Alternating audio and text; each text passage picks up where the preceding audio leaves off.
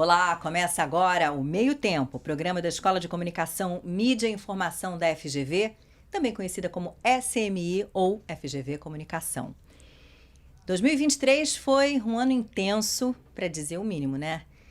Dos ataques à democracia no 8 de janeiro, passando pelo resultado da COP, o que significa isso para o meio ambiente, tendo no meio do caminho uma decisão que tornou inelegível um ex-presidente.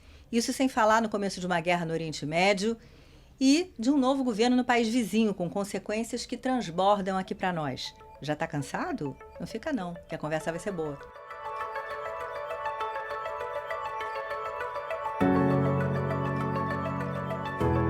Eu recebo hoje o jornalista Marlen Couto, do Globo. Ele cuida do Sonar, uma editoria que monitora as redes sociais. E está aqui com a gente também o Vitor Piaia, sociólogo, professor e pesquisador aqui da FGV Comunicação. Bem-vindos, meninos. Um prazer estar aqui. Um prazer, Leila. Que bom. Vamos começar quebrando o gelo, como a gente costuma. Rodou a vinheta. Barbie ou Oppenheimer? Ih, rapaz, Barbie. Eu tenho que concordar, Barbie. Cara, eu também, hein? Barbie. Tudo bem, então não teve graça. Não dá pra ser os dois ao mesmo tempo, talvez? Tá bom, claro, a gente é democrático, sem polarização, beleza.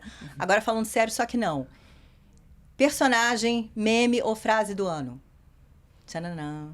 A personagem, pra mim, claramente, Alexandre de Moraes. Com certeza. Bom, não vou falar de meme exatamente, mas de um fenômeno, pode ser? Um fenômeno que me pegou muito foi o debate sobre NPC e toda aquela discussão das pessoas na rua fazendo movimentos, e isso como assustou as pessoas em algum momento, mas claramente é uma transição aí de culturas de diferentes redes e gerações. Traduz pra quem não sabe o que é NPC. Eu não sei exatamente, eu sou de uma geração mais antiga, apesar de não parecer, mas é como se fosse um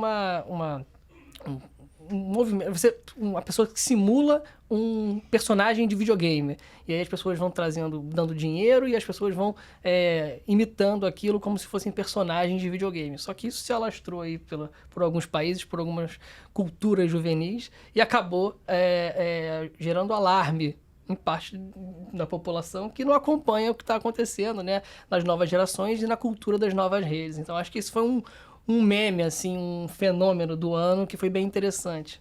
Vou escolher uma frase. No hay plata. Essa frase é boa. Ótimo. Essa é útil para nossa vida, né? Em vários momentos, inclusive, né? Vai virar para as filhas adolescentes e dizer Nossos não hay plata. desafios, né? Enfim. Pessoal, vamos começar falando de 8 de janeiro. 7 dias depois da posse, aconteceu o que aconteceu. E isso repercutiu um bocado nas redes sociais. Marlen, qual foi a tua observação? O que mais te chamou a atenção naquele momento? Eu acho que a ideia é de uma continuidade, sabe? Acho que a gente teve uma eleição muito difícil, muito acirrada, né? Foi a eleição mais apertada desde a redemocratização. E é como se tivesse ali um momento de continuidade de todo aquele clima, né? De toda aquela tensão que foi a eleição. Então, é muito importante conectar as coisas. E naquele primeiro momento, eu fiquei muito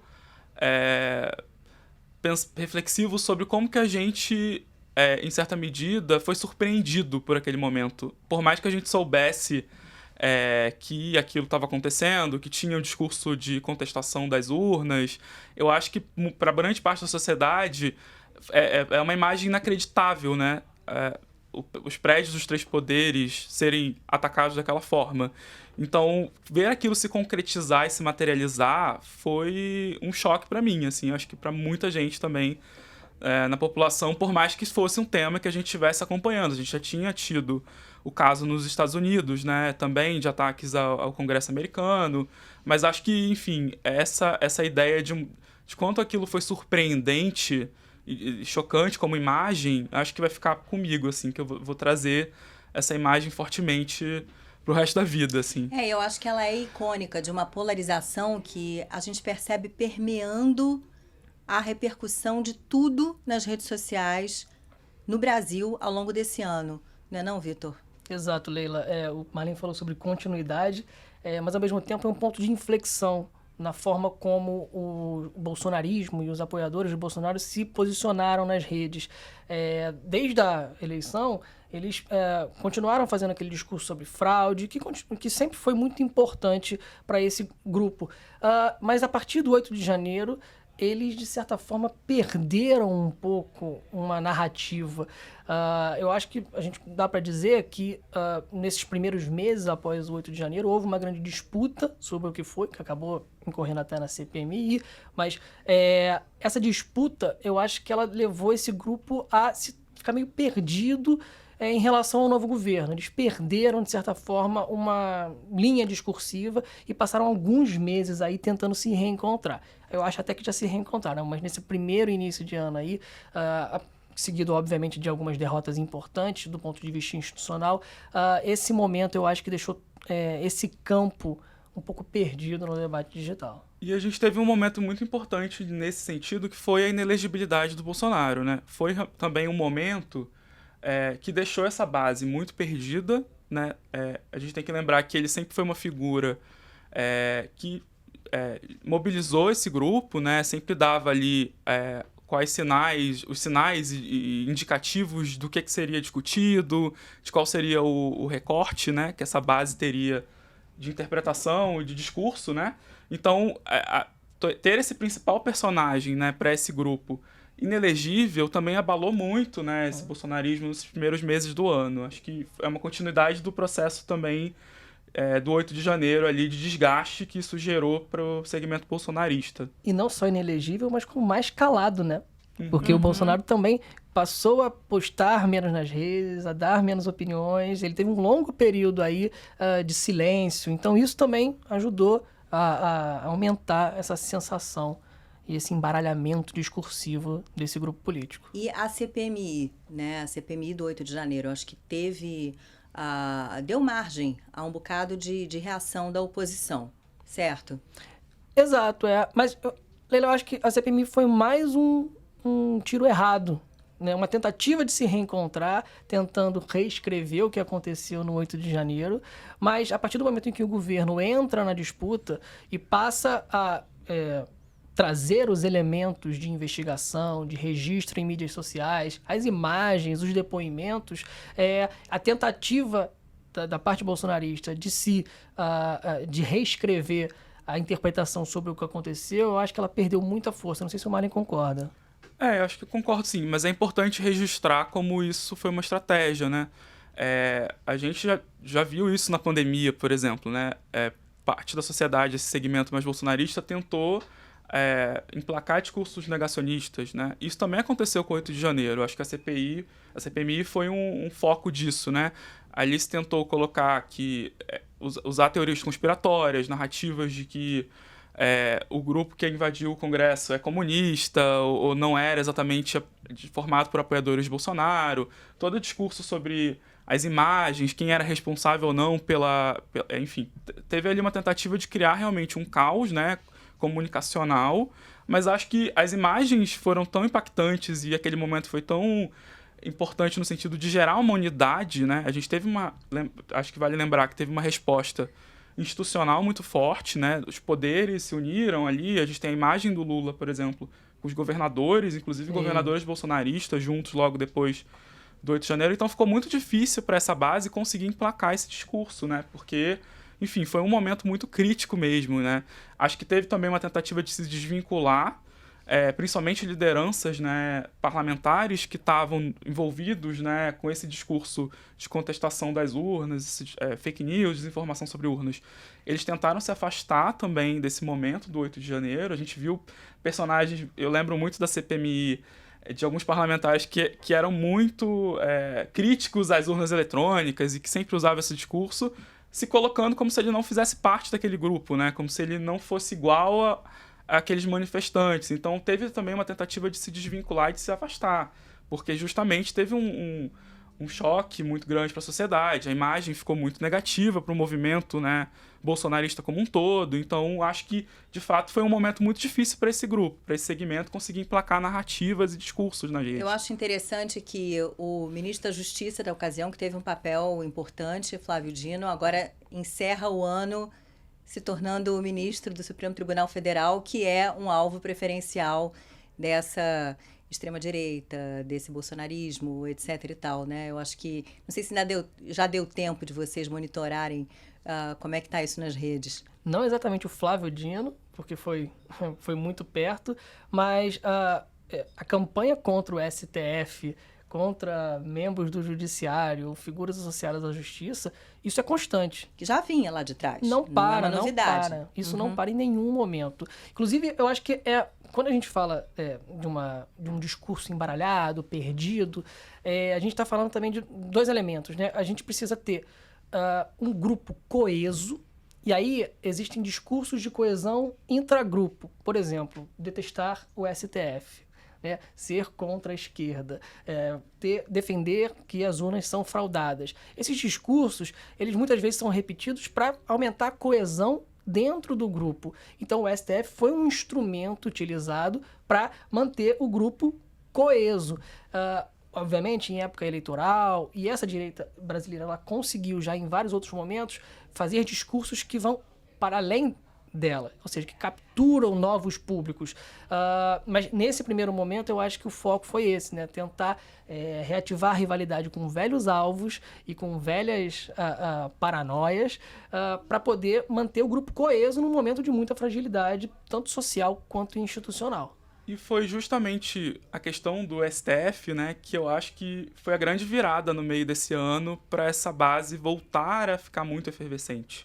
A gente tem que lembrar que a gente teve algumas decisões do Supremo no meio do ano, né? Principalmente ali a partir de setembro, a ministra Rosa Weber, por exemplo, ela votou a favor da descriminalização do aborto para até 12 semanas de gestação. Essas pautas de costumes. Essa pauta de costumes justamente ajudou, né? Exatamente. Acho que ela ajudou essa base a se reorganizar depois desse momento no primeiro semestre mais difícil, né?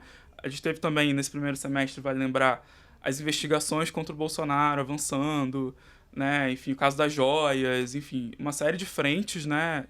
Negativas em relação ao Bolsonaro, mas acho que a partir do segundo semestre, com esses casos principalmente no Supremo, teve também um marco temporal, né? O Alexandre eles de Moraes ajudaram, exatamente. E a cannabis, lembra?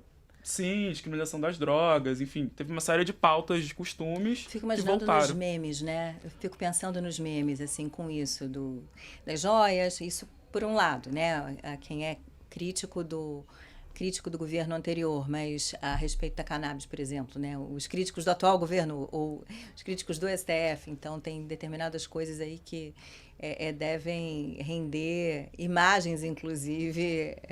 Muito. Né? O humor é bem importante, né? Sim. Eu acho que principalmente o Vitor falou de uma coisa importante, de sair da bolha, né? E o humor, ele é muito importante nessa tarefa, porque é muito mais fácil uma pessoa receber uma imagem engraçada, um meme, e ela se engajar com aquilo, do que uma coisa muito séria, enfim. Então acaba sendo uma estratégia de chegar em públicos diferentes, de ampliar, sair daquela bolha, né? Ou de apoio ao governo, ou bolsonarista, enfim. É uma ferramenta importante nesse sentido, né? De ampliar o alcance. Você falou do marco temporal, e uma coisa que se percebeu, e a escola percebeu, a FGV Comunicação percebeu, foi o maior engajamento de vozes indígenas. A gente fez até um programa sobre isso, gravou, tá para ir ao ar. E é uma coisa que tem um marco ali, na virada do ano, que é a crise dos Yanomami, né? E eu acho que isso vai para as redes também, e depois outras pautas, porque aí mistura um pouco, povos originários com o meio ambiente, a Amazônia, você vê por aí, Vitor? Isso é muito interessante, Leila. A gente acompanha o debate ambiental há muito tempo. E aí, um desses estudos que a gente fez, né, você até mencionou, ele mostra como, aos poucos, a gente analisou o mês de abril em 2020, 2021 e 2022 nas redes, e como perfis indígenas se tornam cada vez mais centrais para os campos, para o grupo, né, político que está para pautar aquela discussão.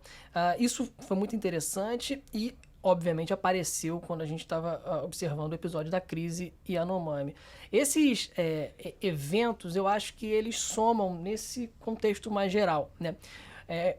Em dois lados. Por um lado, como o governo Lula, né, a candidatura, a vitória e o início do governo dele, ele reúne setores da sociedade diversos que têm no PT, especialmente no Lula, uma esperança. Então, esses setores se mobilizam e se engajam nas redes, tanto para dar força a esse novo governo, como para... porque eles esperam que o governo responda à crise Yanomami ou que seja responsabilizado caso o marco temporal passe. O governo é cobrado em relação a isso. A pauta ambiental também, sem dúvida, né? A gente teve a questão do desmatamento da Amazônia, por exemplo, que até reduz, até diminui. Exato. Esse ano. A gente começa a ter um problema seríssimo no Cerrado. Mas eu acho que a pauta ambiental, havia uma expectativa não apenas na base petista, na esquerda e tal, mas também no mundo, em relação ao posicionamento do nosso governo, do Lula, e aí a gente teve a cúpula da Amazônia, depois o próprio discurso dele na ONU. Acho que essa pauta ambiental está sempre no radar. Exato. A pauta ambiental é um dos instrumentos fundamentais para o objetivo muito importante desse primeiro ano de governo, que é recuperar a credibilidade internacional. O Marlin pode, né, complementar, mas isso foi muito importante. E o Lula foi até criticado por fazer muitas viagens, mas ele claramente tinha o objetivo de recuperar a credibilidade internacional do Brasil junto a atores e estados importantes. E a pauta ambiental, ela é central nisso. Então, ela tem essa dupla perspectiva. Uma chave interna, muito importante, mas também uma chave de projeção internacional. E essa adesão à OPEP+, agora já no fim do ano, reverberou isso?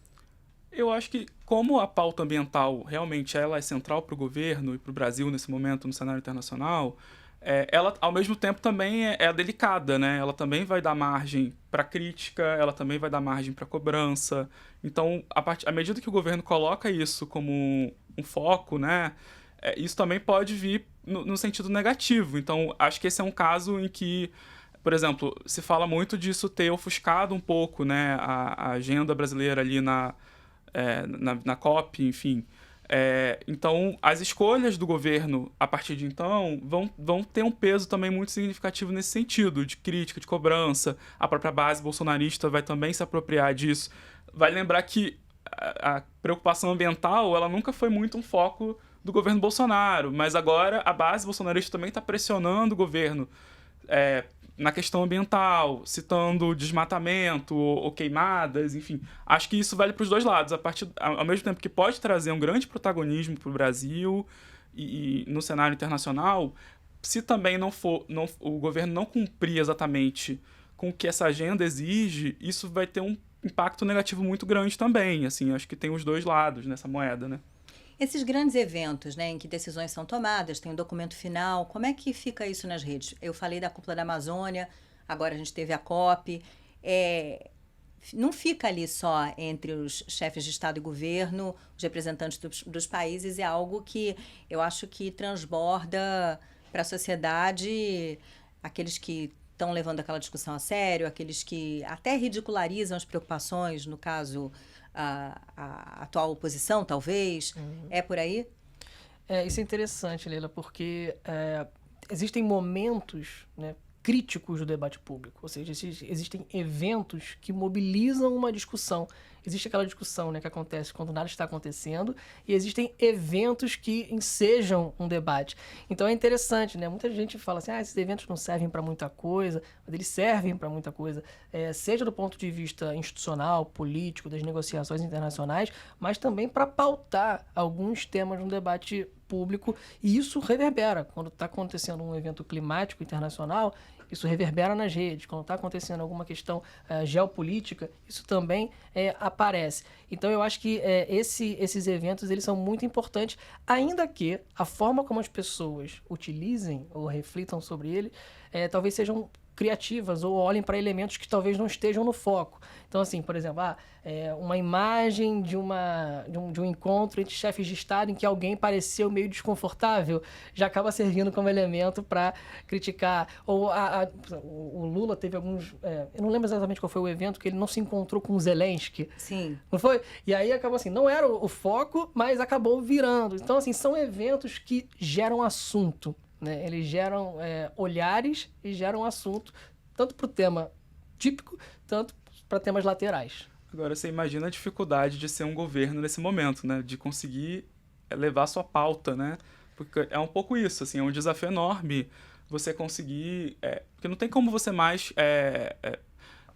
ter uma mensagem única ou uma imagem única sobre um determinado acontecimento. Acho que as redes ajudam um pouco nesse sentido de de ter um ambiente muito disperso, né? Então, para você se comunicar nesse lugar, você tem que se comunicar com diferentes perfis de usuários. Então, cada um tem uma forma de comunicação adequada ou não, né? E Enfim. cada rede tem seu perfil específico também, né? Quando você está falando das redes, a gente está falando do X, antigo Twitter, a gente está falando de Facebook, que é um público talvez mais velho, a gente está falando de Instagram, a gente está falando de TikTok, a gente está falando de YouTube, a gente está falando dos aplicativos de mensagem, WhatsApp, Telegram, é tudo isso. Exato, com certeza. E é isso, assim, por exemplo, o X, né, o antigo Twitter, ele é uma rede em que figuras públicas estão presentes, jornalistas, perfis de Estado. Ele é muito bom para acompanhar as grandes narrativas sobre os temas, porque tem muita gente importante, relevante dentro daquela rede e utiliza isso fortemente. Agora, tem outras redes que têm menor presença. Por exemplo, o TikTok hoje, as figuras públicas estão entrando, mas hoje a maior parte das narrativas ainda são feitas por usuários jovens que estão experimentando, que estão descobrindo novas possibilidades, refraseando eventos antigos, reinterpretando eventos que estão acontecendo no calor do momento. Então, esse cenário mais amplo, assim, ele é um cenário de muita instabilidade comunicativa. É muito difícil controlar. E aí, de repente, desculpa, Marlene, que aí, de repente, no TikTok você vai ver mais da show de Taylor Swift, que é um assunto desse ano também, briga de Larissa Manoela com os pais, esse tipo de coisa. E o TikTok tem muito essa perspectiva jovem, que é muito importante, porque é um segmento da sociedade que mobiliza muito as redes. Por mais que ele esteja assistindo vídeos diversos sobre assuntos que não tem nada a ver, às vezes, com política, ele vai ajudar, muitas vezes, a distribuir também conteúdos políticos ou conteúdo sobre economia, e claro que com o recorte dele, né, com o discurso dele, mas ele é um segmento que é muito engajado, né? Então, acho que por isso ele acaba virando um foco, como a gente viu, por exemplo, na eleição argentina, né? O Milei, ele focou muito nesse segmento da sociedade, porque também é um segmento que ele é menos, ele tem menos opinião ali formada, né? Menos partidarizado, então é um grupo que ainda dá para conquistar, entre aspas, né? Que dá para alcançar, enfim. E esse grupo é central nas redes, então cada vez mais a gente vai ver políticos e até marcas, né? Também, se a gente pensar em outras áreas, focadas em mobilizar esse grupo, porque ele é fundamental hoje. O uso das redes pela campanha do Milei foi muito mais hábil, me parece, do que da campanha do Massa. Isso, inclusive, acendeu aqui a preocupação. Até publicitários brasileiros acabaram participando ali da campanha do Massa, essa coisa toda. A gente também gravou um programa sobre isso, o uso de inteligência artificial, né, em peças de campanha, por parte do Massa, o uso de deepfake, um monte de coisa aí que foi, eu acho que uma sementinha do que a gente verá daqui para frente com o uso de IA generativa em outras eleições. E é interessante que a gente, agora voltando ao assunto que abre, que é Bolsonaro, bolsonarismo e tal, a presença dele na posse do Milei me parece que serviu de combustível aí para nossa direita. Até a escola fez um estudo sobre isso, né, Vitor? Isso, Leila. A gente identificou, tentando resumir, né, pelo menos uma tentativa de síntese dessa história do bolsonarismo esse ano, né, a gente claramente identifica esse primeiro momento de maior confusão e depois, como o Marlene muito bem falou, no início do segundo semestre, algumas pautas morais começam a aquecer esse grupo, mas é interessante, né, que essas pautas elas ainda são muito mais de crítica ao opositor do que efetivamente de recuperação da imagem.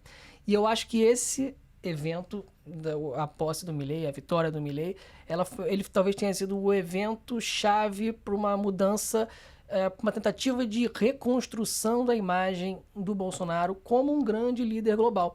E é engraçado lembrar porque o Lula, em 2020, 2021, antes dele entrar na corrida eleitoral, ele também iniciou uma estratégia internacional de recuperação de credibilidade.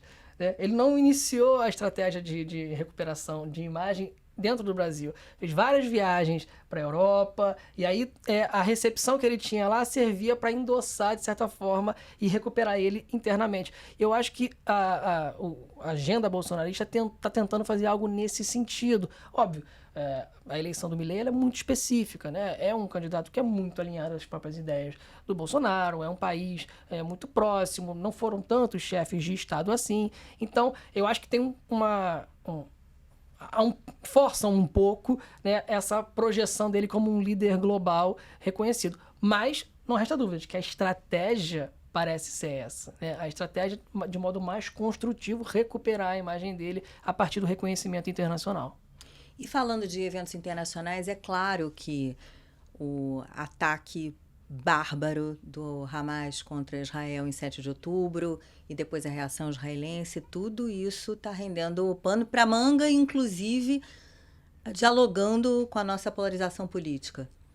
E é muito interessante como essa polarização ela vai tomando conta de qualquer assunto, né? A gente está vivendo um momento, e isso vale para tanto contexto internacional quanto para questões de consumo, para o dia a dia, enfim. E no caso específico do conflito, a gente viu isso aqui internamente, né? Como que isso se tentou usar esse assunto para atacar o governo ou ao mesmo tempo para essa oposição ganhar destaque, ganhar protagonismo, né? E parece ser a leitura para entender quase tudo, né? Do que é debatido nas redes hoje.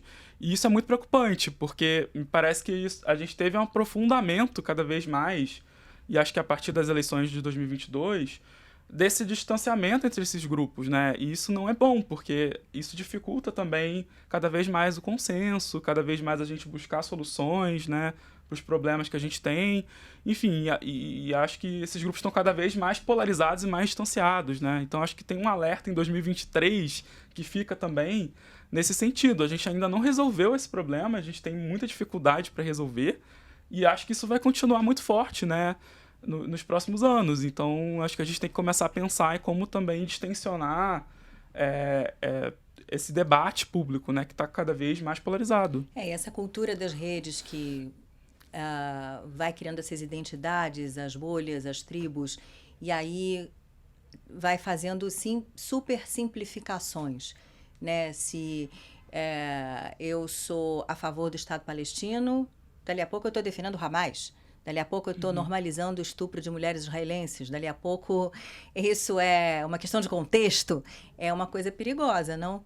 Isso é muito perigoso e é muito comum nas redes. A mensagem sem nuance, ela é muito mais forte, né? Assim, ela consegue capturar de modo mais simples do que uma mensagem mais nuançada. Isso foi interessante, né?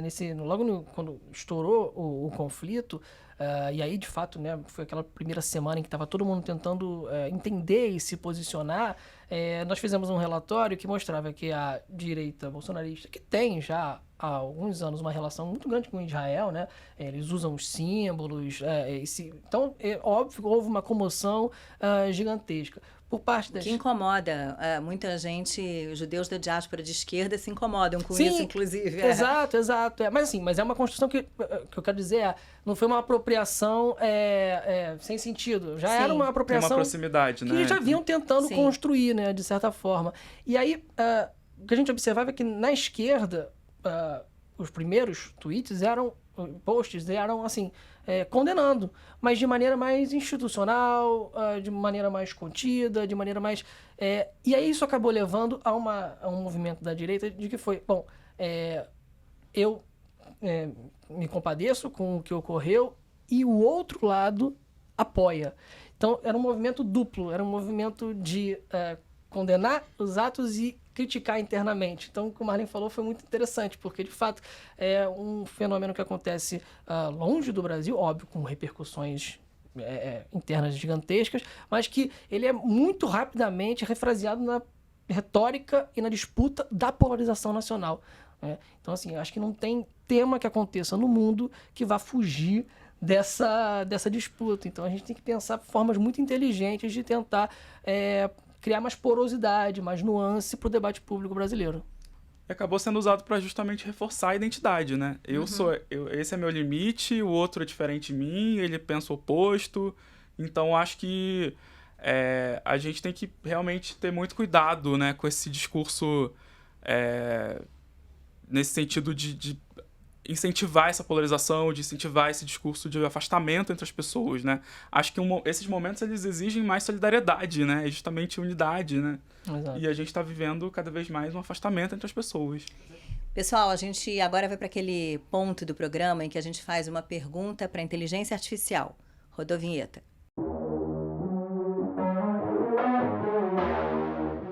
Pessoal, eu fiz uma pergunta tosca para o ChatGPT, já esperando uma resposta tosca, e a minha pergunta foi: o que a gente pode esperar para 2024, já que a gente falou até aqui de 2023.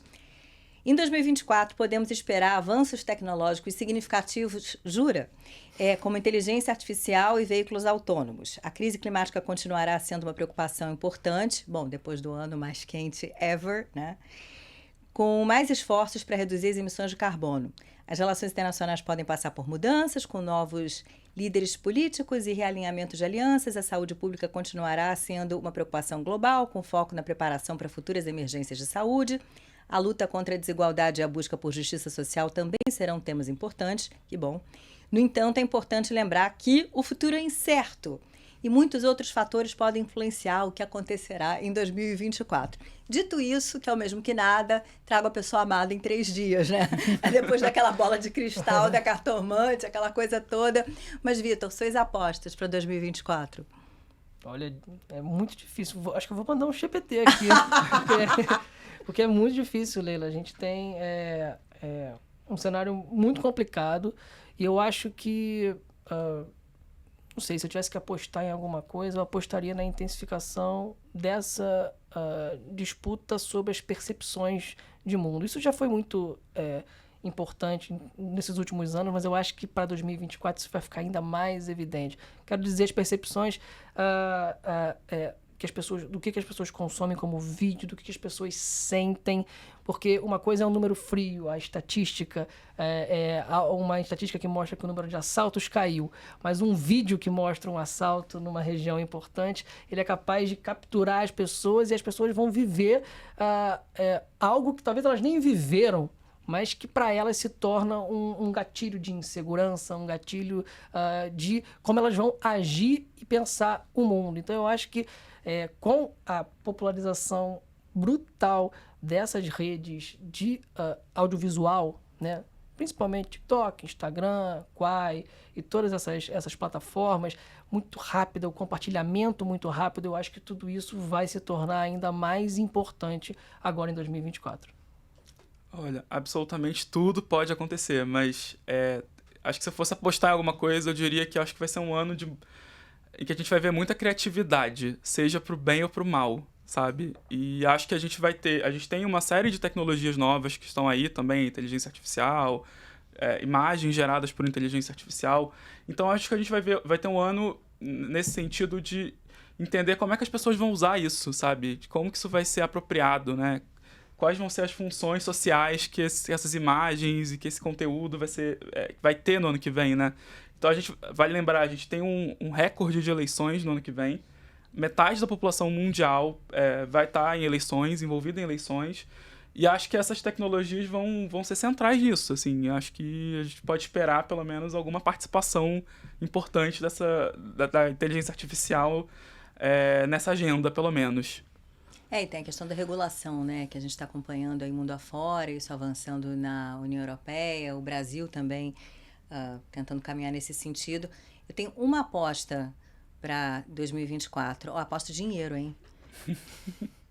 Vladimir Putin vai se reeleger. O que vocês acham? É uma boa chance. Acho que o ChatGPT concorda com a gente. Acho que o ChatGPT iria concordar. Isso aí. Pessoal, adorei. Muito obrigada e um bom 2024 para vocês, viu? Obrigado. Foi um prazer estar aqui conversando com vocês. Valeu, gente. Muito obrigado. Valeu. Obrigada a vocês de casa também. Até o próximo Meio Tempo.